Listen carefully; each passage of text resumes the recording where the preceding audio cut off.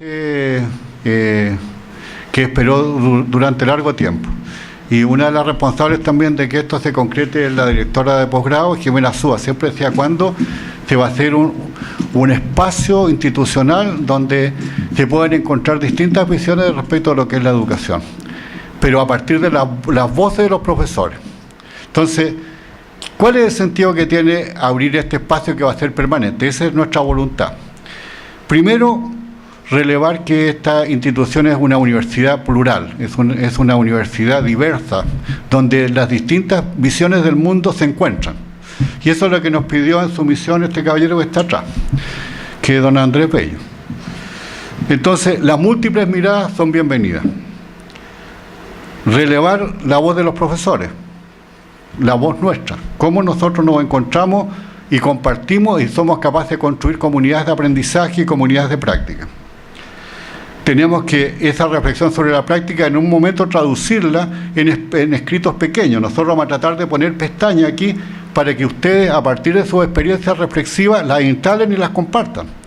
Vamos a buscar formas de que haya redes de comunicación, asociatividad, donde todos sepamos dónde estamos y qué podemos hacer todos con todos. Eso es básicamente la idea. Entonces le voy a pedir a la directora de posgrado que nos brinde unas palabras también para seguir. Bueno, buenas tardes a todos y a todas. Gracias a Manuel y ver algunas caras conocidas por acá, otras de acá.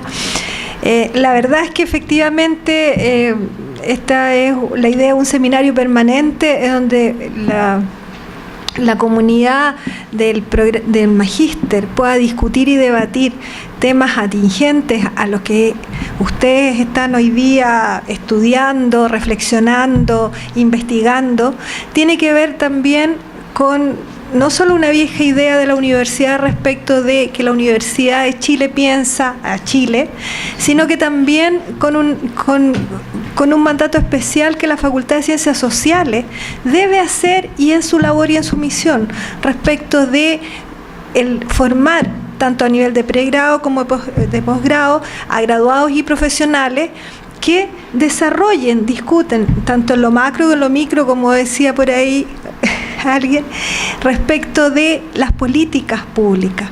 Y hoy día, bien lo sabemos todos, educación no es solamente una preocupación de política pública, sino que tiene que ver también, y está al centro de la discusión sobre el país que queremos, sobre las mujeres y hombres que queremos formar, sobre qué es lo que queremos construir, qué sociedad queremos construir en el futuro. La escuela hoy día está al centro de la discusión, no solo la escuela, el currículum que queremos. ¿Qué currículum queremos? Y el currículum, ustedes saben tan bien como yo, o quizás mejor que yo, lo ideológico que puede ser un currículum, lo ideológico y el debate que suscita aquello. Litros y litros de tinta se corren, ¿qué se incluye? ¿Qué se selecciona culturalmente? ¿A quiénes incluimos? ¿A quiénes dejamos fuera?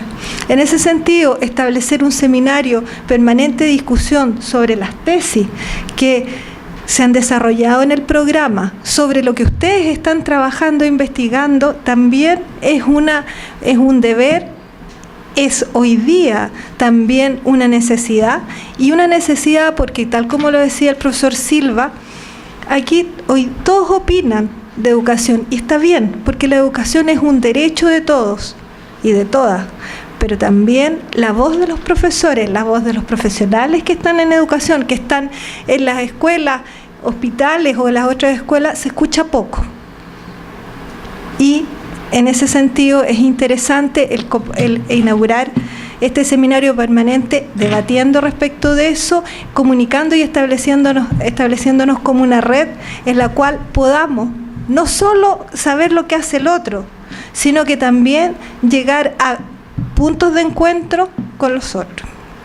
En ese sentido, para mí es un agrado verlo, ver cómo se debate y que se inicie esta idea que tanto tiempo habíamos discutido en el programa y en el departamento. Así que adelante, que sea bastante más que acalorado el debate, yo creo, ojalá que sea, que tenga mucho sentido, que les haga sentido a ustedes y que te sientan ganas de seguir participando, porque la reflexión se hace, ustedes muy bien lo saben, mucho mejor en comunidad que en solitario. Gracias. Dale, le damos el paso y... ¿Tú tenías? Sí, no, ustedes pasan y ustedes... Yo me quedo un ratito. Ya. Entonces, la idea es la siguiente. El comienzo, vamos a ir ordenando este espacio en la medida que vayamos adquiriendo experiencia. Ahora, la idea es que 3 egresados van a exponer sobre su reflexión a partir de lo que ellos han vivido después de haber egresado. Entonces, nos acompaña, cada uno va a exponer durante 20 minutos. ¿Ya? Entonces van a hacer las 3 exposiciones seguidas y después se abre un debate abierto. En la segunda, para el 30 de septiembre, tenemos un invitado y acá pueden aparecer los otros 2, porque la idea es que ustedes también sean actores. Esa es la idea, que nos escuchemos y dialoguemos.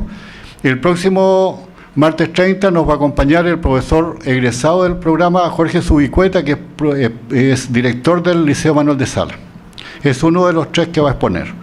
Entonces, en el desarrollo vamos a ir viendo las modalidades para que en lo posible todos podamos participar. Como les digo, ahora esto va a ser grabado, va a quedar una pestaña dentro de la facultad y del departamento. La idea es después que ustedes hagan llegar a través de archivos digitales sus experiencias para ser compartidas. Eso es, este es un espacio académico abierto, eso es. Entonces, empezamos a lo mejor con Janet o Javier. Entonces, ¿puede empezar? Sí, Javier, ya. Y después instala el... Ya, Javier Insunza, entonces, fue ayudante también de teoría del currículum. Él ahora es jefe de la unidad técnica del Liceo José Victorino Lastarria. Entonces, la idea es que él reflexione sobre lo que ha pasado después que él egresó, cómo son las organizaciones escolares el día de hoy, cómo son los jóvenes, cómo son los profesores. Es amplio el espacio. Gracias, profesor Manuel. Parece que por ahí sí se escucha, ¿no es cierto? Sí. ¿Y ahí también? Más cerca. Ya. Bueno, primero que todo, quiero agradecer la invitación. Mi nombre es Javier Insunza, como lo decía bien el profesor Manuel. Yo egresé el año 2011, dando mi examen de grado, con la guía del profesor Manuel también. Y esa tesis trató sobre el tema de la pertinencia curricular y la idea de un poco el cuestionamiento a la idea de igualdad de oportunidades en función de la problematización del currículum, por sobre todo. En ese contexto, un poco reflexioné en relación, me estaba acordando ahora porque considero pertinente hacerlo antes de las ideas que quería expresar, un poco sobre 3 dimensiones de la experiencia escolar que tenían que ver con el rol de la escuela, el currículum y la condición sociocultural de los sujetos. Es decir, cómo esas 3 variables podían un poco someterse a juicio conjunto, de modo de entender un currículum, la pertinencia de un currículum. El origen de esa reflexión tenía que ver con un año bastante agitado, que es el año 2011, que en las distintas escuelas que ustedes probablemente trabajaban o en los distintos centros educativos donde estudiaban, fue un año particular con el antecedente del año 2006. Y uno de los elementos que me parecía interesante someter a juicio en esa ocasión tenía que ver con esta idea de cuán relevante era el currículum para los estudiantes, cuán pertinente era el currículum para los estudiantes, en tanto que esto aparecía también como uno de los elementos de crisis del sistema educativo. O sea, no tenía que ver exclusivamente con un elemento administrativo, ni con un elemento financiero, ni con un elemento de gestión, porque aparecía mucho el tema de los consejos escolares, por ejemplo, sino que al parecer hay, según mi parecer, un descontento también asociado a la baja pertinencia que poseen los conocimientos, los saberes que se trabajan en la escuela a las realidades de los sujetos. Entonces, en ese contexto yo, un poco, no sé si muy responsablemente, intenté resolver esa ecuación un poco colocando estas tres dimensiones, entendiendo que estas tres dimensiones conformaban esta experiencia curricular para ver si era pertinente o no para el sujeto. La dimensión socioeconómica como un elemento constitutivo por decirlo así, del imaginario cultural de los sujetos. La escuela en sí misma como un espacio activo o no activo, y el currículum. Entonces el cruce entre esos tres elementos me iban dando modelos, digamos así, de mayor o menor pertinencia. Una escuela activa, con un nivel sociocultural alto, por ejemplo, generalmente daba un currículum pertinente, porque en el fondo los saberes estaban validados en una escuela que los incentivaba a conocerlos, por ejemplo. Sin embargo, el caso contrario era un nivel socioeconómico bajo, donde el currículum era muy poco significativo, pero además teníamos escuelas poco activas. Entonces era lo opuesto completamente. Esto tenía que ver un poco con instalar en el debate, en algún debate, no sé, las tesis a veces no se leen tanto, el tema de si efectivamente cómo entendíamos el currículum como igualdad de oportunidades, todo dentro de estas reflexiones un poco sociológicas de la educación, también sobre la idea de la escuela como espacio compensatorio, ¿ya? Espacio compensatorio a las desigualdades socioeconómicas y socioculturales. Entonces, en ese contexto, primero que todo, y lo que quiero plantear hoy día, un poco abusando del espacio abierto que me decía el profesor, no es una síntesis de mi tesis, sino que tiene que ver un poco con algo que escuché cuando entraba, que tiene que ver mucho con qué pasa en las escuelas, porque probablemente la mayoría de ustedes, egresados o hoy estudiantes de posgrado, trabajan en escuelas. Yo creo que eso es uno de los valores más fuertes de o escuelas o otras formas de educación formal. En salud, yo tuve muchos compañeros de salud y por eso me es significativo lo que comenta el colega. Entonces, pero también es curioso que muchos de mis compañeros que egresaron de generación han ocupado un rol que está bastante desdibujado en las políticas públicas, que yo también lo estoy ocupando hoy, que tiene que ver con los cargos intermedios, o sea, los cargos técnicos pedagógicos, los cargos en el fondo que tienen mucho que ver con la implementación curricular y que dentro de las políticas públicas están bastante dibujados, ¿ya? Entonces, eso es bien interesante ver que muchos de los que estudian acá, y bueno, el profesor ya mencionaba uno recién, la colega que va a exponer luego también lo juega, son roles que están ahí entre medio, pero ¿quién los forma? ¿Cómo nos formamos? ¿Y qué espacios significativos son para nosotros? Entonces, yo creo que el magíster al final del día tiene un impacto muy significativo en eso. Entonces, en ese contexto, yo quería poner tres preguntas en el debate nada más. Y la intención yo creo que después abrir la palabra. En el fondo tiene que ver con hacer dialogar el tema de la docencia, el concepto de escuela, y esta idea, a propósito, para no hacernos locos con el contexto nacional, este debate en torno a la reforma desde una mirada particular que tiene que ver con la necesidad de pensar el currículum dentro de un sistema nacional de articulación global. Pero eso lo voy a dejar solo enunciado. Entonces, las tres preguntas que voy a plantear, las dos primeras de estas tres, tienen que ver bastante con mi experiencia reciente en la escuela, con esta que estoy hablando de mi jefatura técnica en el Liceo José Víctor Linarstarria, pero también con mi experiencia docente anterior a eso, ya que trabajaba en colegios municipales de Ñuñoa. Y tiene que ver bastante con algo que probablemente a ustedes les haga sentido los que trabajan en el sistema escolar, que tiene que ver con que nuestra experiencia del currículum no tiene tanto que ver con la instancia de estar en el diseño de por decirlo así, en la instancia ministerial, ni tampoco tanto con la teoría de que tiene que ver mucho más con la academia. O sea, es muy interesante este juego que nosotros, que estamos en el sistema, cogemos un poco de la teoría académica y volvemos. Entonces, tiene que ver con que mi mirada del currículum, mi experiencia del currículum, ha tenido que ver mucho con este currículum en la acción, digamos así, como la implementación misma. Entonces, las dos primeras preguntas van a tener que ver con eso. Y la tercera va a tener que ver con la idea un poco de del sentido crítico de la educación. ¿De qué rol juega el currículum en esta mirada un poco que siempre está muy asociado a la idea de pedagogía crítica únicamente, pero qué pasa con el currículum crítico y con una mirada desde ahí? Ahí sí que vamos a explorar solamente, porque eso es un tema bastante complejo. Entonces, la pregunta número 1 dice así: ¿de qué hablamos cuando hablamos de escuela, currículum, conocimiento y saber? ¿Por qué lo coloco esto? Porque en el fondo yo creo que un primer elemento del debate tiene que ver con, desde la teoría, tiene que ver con en qué momento juega hoy la escuela y qué rol cumplen hoy los saberes o el conocimiento dentro del contexto global.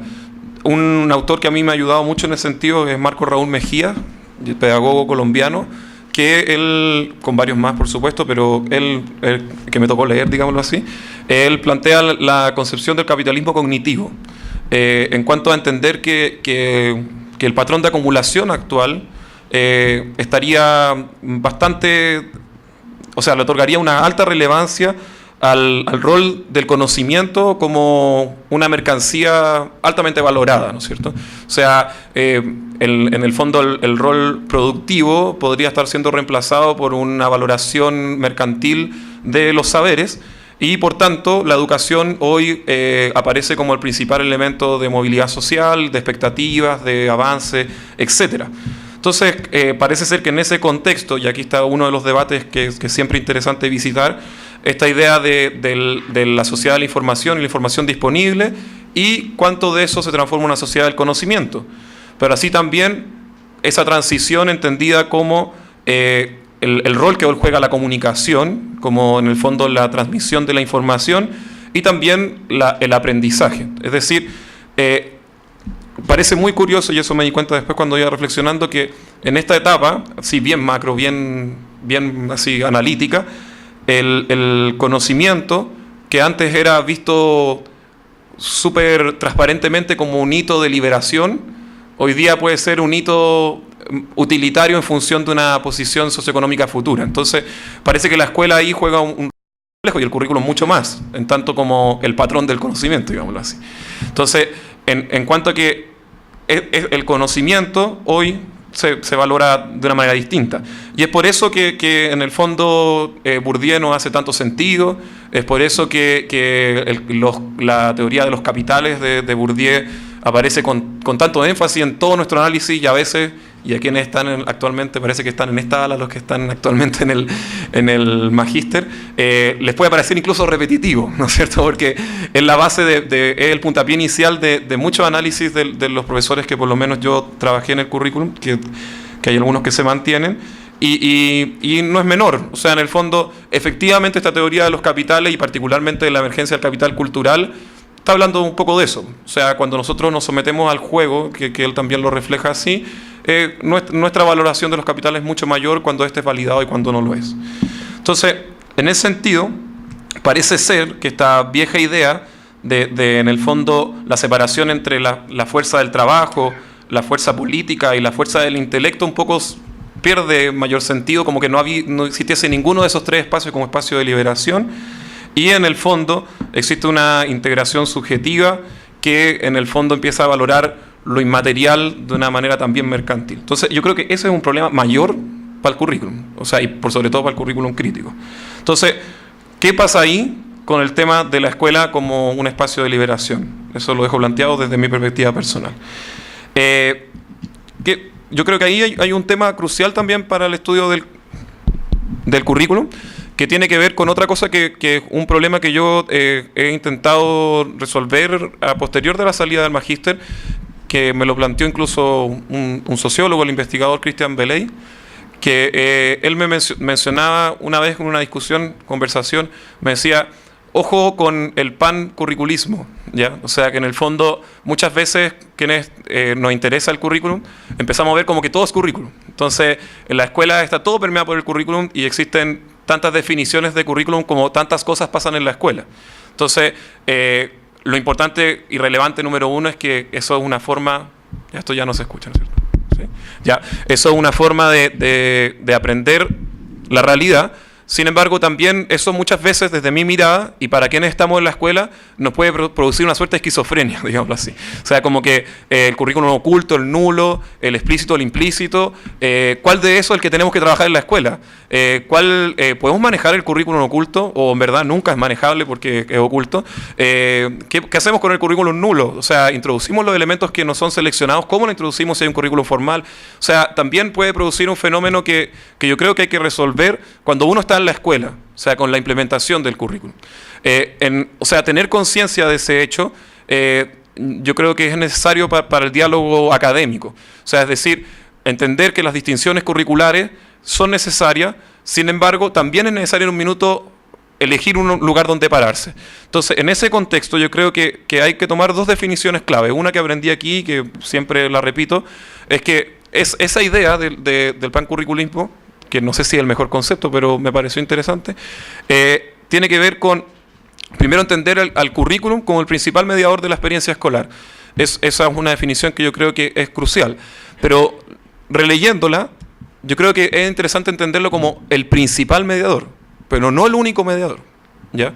Y eso tiene que ver con que hay muchos procesos que se suceden en la escuela que muchas veces no están mediados por el currículum, aunque nosotros quisiéramos que estuviesen mediados. Entonces, a la pregunta que nos surge ahí en la escuela misma es que ¿tenemos que expandir el currículum, por tanto? ¿Eso implica también la posibilidad de controlar cómo se desarrollan esos procesos? ¿Por qué menciono esto? Y tiene que ver una reflexión inmediata con lo que pasa con lo que a mí me ha pasado en la escuela hoy, que tiene que ver con la idea de cómo se están implementando todos los procesos, y aquí, disculpa Fernando por sacarte a colación, de convivencia escolar, por ejemplo. Todos los procesos asociados a la normativa asociada a convivencia escolar y a cómo uno también, bien intencionadamente, puede estar normando espacios de la realidad que no necesariamente son normables o explicitables. Entonces, en el fondo, ahí yo creo que hay otro nudo que desde quienes estamos en la escuela es muy relevante resolver. Y desde mi experiencia, cómo yo he intentado resolverlo, tiene que ver con los trabajos, o sea, profundizar mucho en la idea del currículum explícito, o sea, del currículum intencionado. En el fondo, incluso, pero no solo explicitándolo hacia lo formal, sino que en el fondo con leer y releer las intenciones, las selecciones, la organización del conocimiento en el currículum explícito. Explícito, sí, lo dije bien. Y eso, ¿por qué está asociado? Porque en el fondo, desde mi mirada, la escuela hoy, a propósito de la reflexión que hacía antes, tiene que ver con no solo con la generación de conocimiento, y aquí tiene que ver esto con la avanzada de la formación ciudadana también, o el debate sobre educación cívica y formación ciudadana, sino que la escuela hoy tiene una posibilidad que tiene que ver desde mi mirada con la formación, y aquí no es menor hacer la diferenciación entre educación y formación, de las subjetividades, ¿ya? En el fondo, de la configuración del sujeto. Y mi temor ahí, con este tema de definir lo explícito y lo implícito, lo nulo, lo oculto, etcétera, tiene que ver un poco con cómo normar la subjetividad. O sea, también cómo no hacer que siempre lo explícito, y cuando siempre buscamos expandir la fuerza del currículum, restrinja a los sujetos. Entonces, en ese contexto, y para avanzar porque después uno se pasa del tiempo, creo que es necesario, en el fondo, hacer un juego, una revalorización del currículum explícito en los estudios del currículum. Y en ese sentido, en el fondo, volver a hacerse estas preguntas necesarias sobre qué seleccionamos, para qué seleccionamos, cómo implementamos, con qué recursos implementamos, etcétera, ¿ya? Porque en el fondo, no remirar eso, yo creo que es caer en una ingenuidad innecesaria. Y en ese sentido, una doble mirada tiene que ver con que ese currículum explícito no tiene que ver únicamente con la valoración del conocimiento científico. Y ahí yo creo que hay otra concepción interesante a instalar, que tiene que ver con la diferenciación entre conocimiento y saberes, que tiene que ver con cómo nosotros podemos ir instalando un currículum que piense en los saberes, entendiendo los saberes como una expansión del conocimiento válido, digámoslo así. ¿Por qué menciono esto? Porque también nuestras estructuras curriculares tienen una estructura bastante formal que reconoce los saberes científicos como los únicos válidos, y también los saberes científicos hegemónicos como los únicos válidos. Entonces, en esa mirada yo creo que es interesante entender lo siguiente, que, por ejemplo, un ejemplo que siempre pone el profesor en clase tiene que ver con los saberes, por ejemplo, de los pueblos originarios.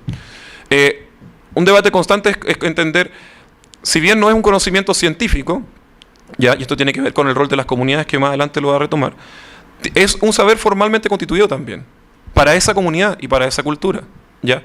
Y el hecho de ser así, también te permite en el fondo estructurar cierta profundidad en ese hecho, ¿ya? Es decir, cuando yo menciono el currículum explícito, no es solo una valoración del conocimiento formal científico, sino que también puede haber una crítica y una transformación interna en la valoración de los saberes en general. Y ahí viene más adelante el tema del rol de las comunidades.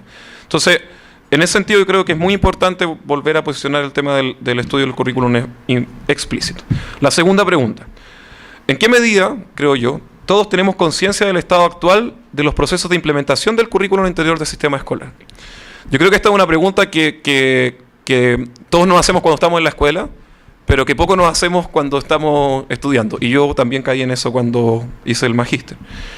En el fondo la pregunta es: ¿cuántos problemas hoy existen en los procesos de ejecución y cuántos de repente no existen tanto en los procesos de la teorización? Es decir, yo creo que hay un área en el estudio del currículum en Chile que no se ha vuelto a revisar, que tiene que ver un poco con todos los procesos de implementación. El profesor Silva, ya parece una referencia excesiva, el profesor Silva tiene un par de muy buenos artículos noventeros, sobre el tema de la implementación curricular, las culturas, etcétera, etcétera. Y yo creo que leerlos de nuevo es muy importante porque es como desde la teoría curricular uno se puede meter también a analizar los procesos de implementación, ¿ya? Y ahí yo creo que esto es clave porque la teoría curricular chilena, que también es algo que hay que volver a levantar, mira poco esos procesos. Ustedes pueden preguntarse: ¿quién hace los estudios, por ejemplo, sobre cobertura curricular? El ministerio, ¿no es cierto? Ustedes han visto los estudios de cobertura curricular del ministerio. No tienen mayor profundidad, ¿ya? O sea, en el fondo son más bien de cobertura, de cuánto se ha alcanzado, cuánto no se ha alcanzado. Esos informes también han ido desapareciendo lamentablemente de la unidad de currículum, pero no tienen que ver con qué está pasando en las escuelas sobre la implementación de currículum. Tienen que ver con cuánto se ha trabajado. O sea, es una cosa netamente de cobertura. Entonces yo creo que eso es un área que hay que volver a mirar. Y en ese sentido, yo creo que es clave el siguiente hito, digámoslo así. Más allá de todos los problemas que son estructurales, y por eso yo creo que siempre hay que estar mirando esta idea de sistema nacional, primero, los problemas vinculados a formación inicial docente, los problemas vinculados a las características de los equipos técnicos pedagógicos, los problemas vinculados al rol docente, los tiempos de los docentes.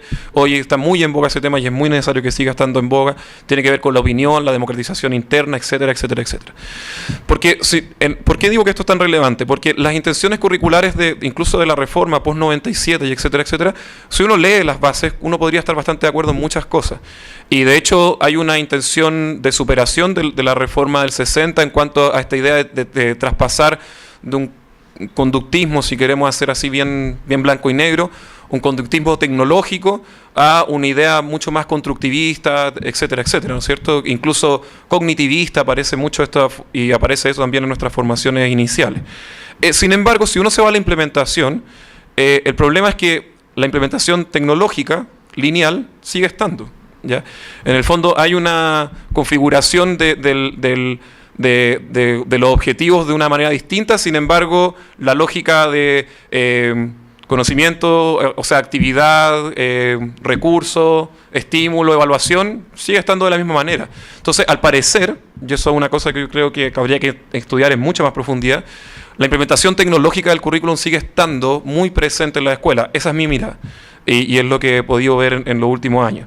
Y eso, en el fondo, encierra un problema de fondo, que es que la implementación hoy generalmente se traduce en reproducción, no en transformación ni en reconfiguración, porque en el fondo, su implementación sigue siendo con una lógica lineal, ¿ya? Entonces, eso yo creo que es clave remirar y estudiar por qué pasa eso. Yo creo que hay tres cosas clave por qué pasa eso. Uno, que tiene que ver con la concepción de quiénes son los actores de la escuela. Yo al principio decía el tema de los roles intermedios, técnico-pedagógicos, etcétera. Yo creo que está muy poco definido. Eso es un tema número uno. Y el rol es muy fiscalizador, y lamentablemente la escuela eficaz como paradigma hoy en boga profundiza en eso, ¿ya? O sea, el rol de los jefes de UTP, como de la dirección, como fiscalizadores del cumplimiento de objetivos, lo profundiza en ese sentido. Eso es número uno. Segundo, la despedagogización del rol docente. Es decir, el poco sentido el poco sentido del valor del sujeto docente como un sujeto capaz de releer el currículum, implementarlo en la práctica en función de los contextos socioculturales. Ese sujeto docente no aparece en ni una parte, digámoslo así, ni siquiera en las definiciones ministeriales y tampoco en la práctica. O sea, eso en parte también tiene que ver con las condiciones materiales de desarrollo de la práctica docente, totalmente. Entonces, en ese sentido, yo creo que eso se traducía en una despedagogización, es decir, un sujeto, bueno, los PAC son un buen ejemplo, ¿ya? Las bases curriculares de primero a sexto son otro buen ejemplo, ¿ya? En cuanto a que hay una implementación directa, todo está un poco dado, digámoslo así, y ese todo está un poco dado tiene que ver con una lógica de control. Y por último, los escasos espacios de innovación y de generación de transformaciones en la escuela. Yo creo que ese es un elemento muy central. Y para no aburrirnos más, para cerrar este punto, tiene que ver con que yo creo que para mirar, y me hacía mucho sentido lo que decía el colega de la escuela hospitalaria, el tema del cambio docente. Hay acá en el Magíster nosotros leímos un libro que se llama Cambio Docente, ¿ya? Y en una de sus hojas decía que habían 3 formas de desarrollar ese cambio. Una tenía que ver con los cambios voluntarios y naturales, que tenían mucho que ver con las biografías personales de los docentes. Es decir, lo que estudió en la escuela y se acordó y quiere hacerlo y tiene muchas ganas, tiene mucha fuerza, tiene mucho empuje y lo hace, ¿ya? Una segunda etapa que tenga que ver con el desarrollo como un desarrollo planificado, digámoslo así, ¿ya? Es decir, como la instalación de un movimiento, por ejemplo, que se instale como una cultura de transformación. Y la tercera tiene que ver con procesos formales planificados desde el Estado. Desde lo que yo he visto, lo que hoy existe más bien es la número 1. Y la número 1 con harto vaivenes. O sea, en el fondo con harto sufrimiento incluso también, de parte de los docentes. Y ese yo creo que es uno de los problemas fundamentales. ¿Cómo se deja la deriva al cambio docente? Cómo en el fondo tiene que ver mucho con los estímulos personales y de repente también con roles intermedios que lo intencionan. Última pregunta. ¿Desde dónde y qué posibilidades hoy tiene el desarrollo de una perspectiva crítica del currículum? Primer panorama un poco negativo. Parece ser que la discusión en las escuelas sobre el currículum está un poco colonizada, ¿ya? Incluso nosotros mismos nos traicionamos a veces. No tenemos lenguaje para hablar de un currículum distinto. El indicador se nos mete por muchas partes, como que se nos escapa y tenemos que cumplirlo también. La planificación estratégica también se nos mete por otras partes. En el fondo, el cumplimiento, todos esos elementos que tienen que ver más con una lógica de la eficacia, están permanentemente en nuestras conversaciones. Entonces, está absolutamente, o sea, no es que no queramos hablar otra cosa, es que a veces no tenemos las palabras incluso para hablarla. Entonces, está colonizada esa conversación, es muy difícil eso. Entonces, yo creo que el número 1 es que veamos qué nuevas palabras tenemos para hablar sobre el currículum crítico. Segundo, yo creo que en el fondo hay un abandono de esta situación. O sea, la vemos pero no nos hacemos cargo. Entonces, esto para mí tiene que ver bastante con un tema estructural. Un pensador inglés, Whitfield, mencionaba que toda esta idea también tiene que ver con que cuando el Estado se desprende de la escuela, o sea, lo genera todo como un espacio privado de resolución. Y por eso probablemente emergen con tanta fuerza los proyectos personales de cambio y no los proyectos estructurales de cambio o colectivos de cambio.